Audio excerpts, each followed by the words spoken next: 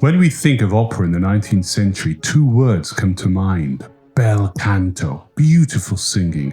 Rossini, Bellini, Donizetti, the golden age of the voice. Long spun melodies, elegant cadenzas, a singer floating above a light and transparent orchestra. That was the world Verdi inherited when he wrote his first operas in the 1840s. But over the next 50 years, Verdi would change the game. He thickened the orchestra, tightened the drama, and demanded new kinds of voices to meet his vision. By the end of his life, the Bel Canto style had been reshaped into something rawer, more visceral, the direct precursor of verismo. So today we'll trace that journey, from the shadow of Bellini to the storm of Otello, from long Bel Canto lines to fiery declamation, from pretty to powerful. But before we talk about the music, we have to meet the man.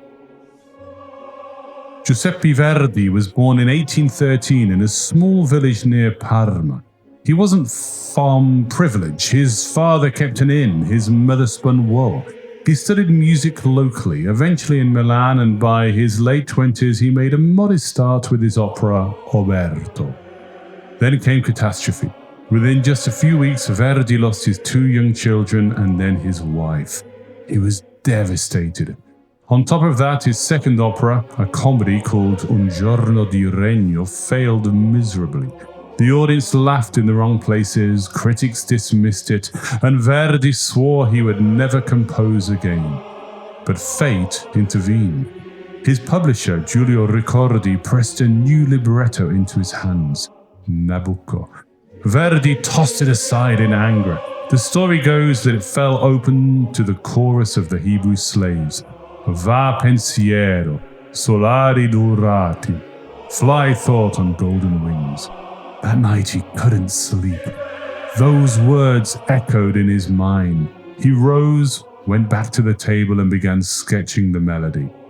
That melody became Va pensiero. It became a hymn for the Italian people, the unofficial anthem of the Risorgimento.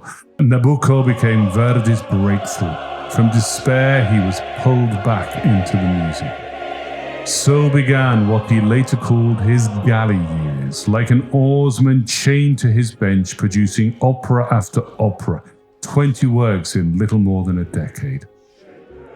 Before we go further, I'd like to mention something. If you enjoy this channel and want to support what I'm doing, you can buy me a coffee. It's quick, totally safe, and really helps me keep making these videos. After Nabucco, Verdi's personal life changed again. He fell in love with the soprano, Giuseppina Strepponi, who had sung the role of Abigail in that very opera. Strong-willed, talented, independent, she became his partner. But here was the scandal. They weren't married. They lived together openly, enduring gossip and censure. Neighbors whispered, society sneered, but Verdi refused to bow. He and Strepponi would eventually marry, but only after years of judgment. At the same time, many branded him an atheist. He rarely went to church, distrusted priests, and criticized the power of the church in society. Yet, was he truly without faith? Perhaps not. He seemed less anti-God than anti-clerical. He believed in humanity more than dogma. And yet this so-called atheist gave the world one of the greatest sacred works ever written, the Messa da Requiem. How could a man accused of godlessness write music that burns with spiritual intensity? Perhaps because Verdi wasn't writing for the church. He was writing for humanity, for grief, for awe in the face of death. The Dies Irae thunders with terror.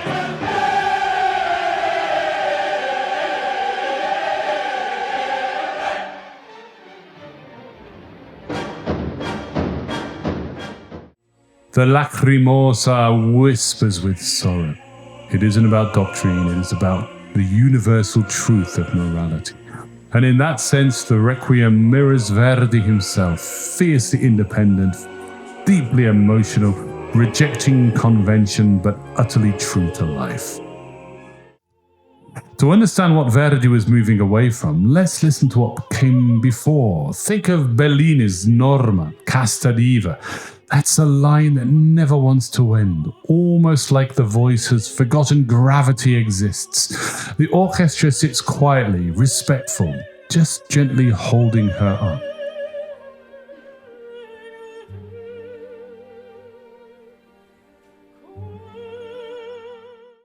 Or Donizetti's Lucia di Lammermoor's mad scene. Here the coloratura itself is the drama. Agility, trills, cadenzas. The more elaborate, the more intense the madness feels. But still, it's a singer's world. The orchestra stays in the background, transparent. As Bel Canto in its essence, the beauty of the voice, the elegance of the melody, the sense that the orchestra is there to frame a jewel, not to compete with it. This was the air Verdi was breathing when he began. His first success, Nabucco, showed he wasn't rowing in quite the direction as Bellini or Donizetti. The famous chorus Va Pensiero wasn't a showpiece for a star soprano or a tenor. It was a collective moment, a people's cry. Already the balance is shifting from virtuoso singer to dramatic idea. Then Ernani in 1844. You hear the Bel Canto fingerprints, caballettas, quick duets, soprano flourishes. But listen closely to Ernani in Volarmi. The line is there, but the orchestral fabric underneath is more insistent. The harmony is darker, the brass more forward. The emotion feels less refined, more urgent. By Macbeth in 1847, Verdi is already experimenting. Lady Macbeth's La Luce Langue doesn't give her a graceful Bel Canto showcase. Instead, the vocal line is jagged, the orchestration sinister. He's drawing us into her psychology. This is a composer who doesn't want to decorate, he wants to disturb. Now comes the real turning point.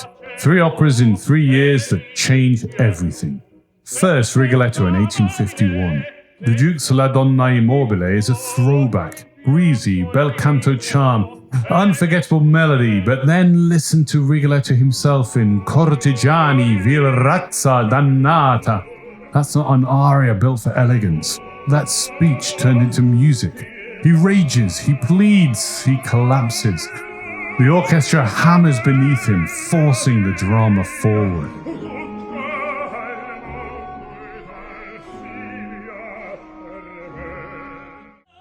In the quartet, Bella figlia dell'amore, Bel Canto would have given you one character, one aria, one state of mind.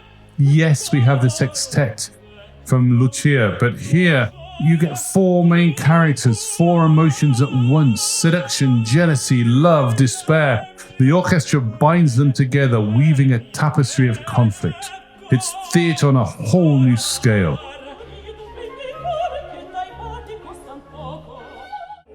Then Il Trovatore in 1853. This opera is filled with Bel Canto holdovers.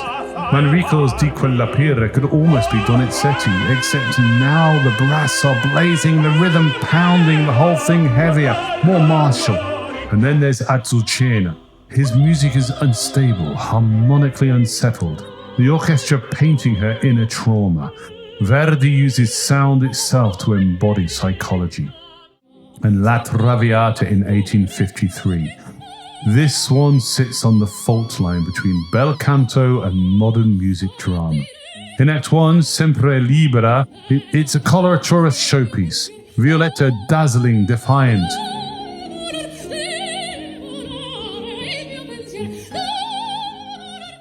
But fast forward to Act 3, Addio del passato. The vocal line is broken, fragile, almost spoken. The orchestra shadows her weakness, echoing her heartbeat. Bel Canto would have given us beautiful suffering. Verdi gives us truth.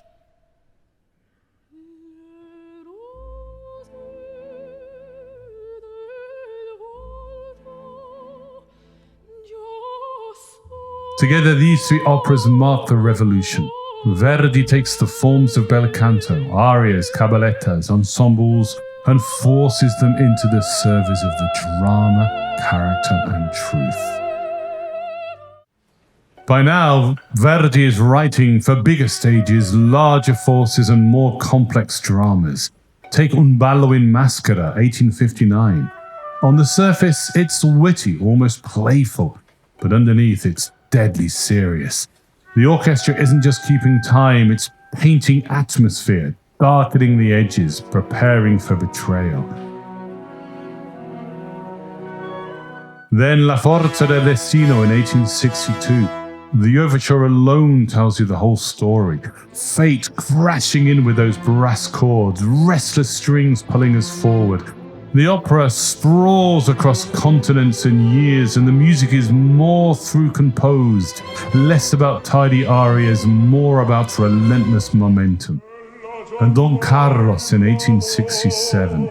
Here Verdi is looking Wagner in the eye. Monumental scale, deep psychological duets. The orchestra carrying as much weight as the voices. King Philip's monologue isn't just a bass aria. It's almost a symphonic poem.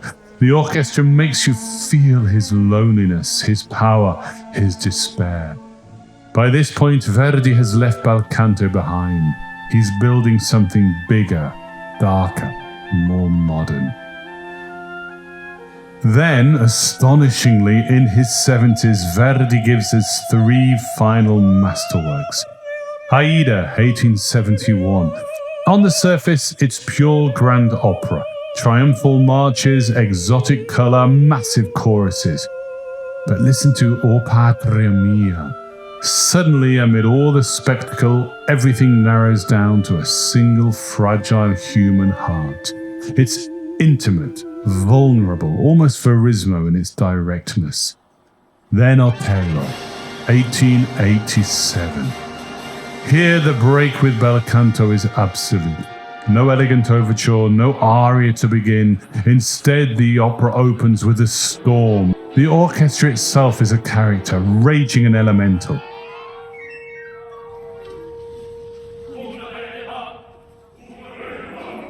Otello's entrance, Esultate, isn't an aria in the old sense, it's a declamation, pure energy, words turn to thunder.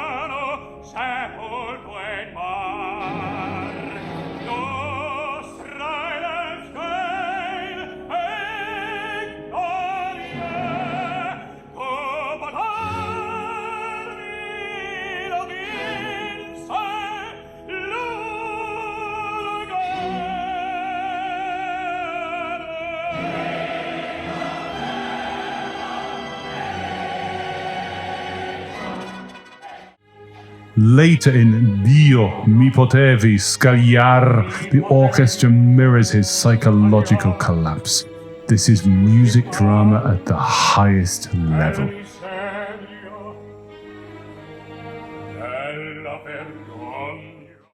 Finally, Falstaff. Here Verdi at 80 writes comedy, not just in the buffo style, but in quicksilver conversation.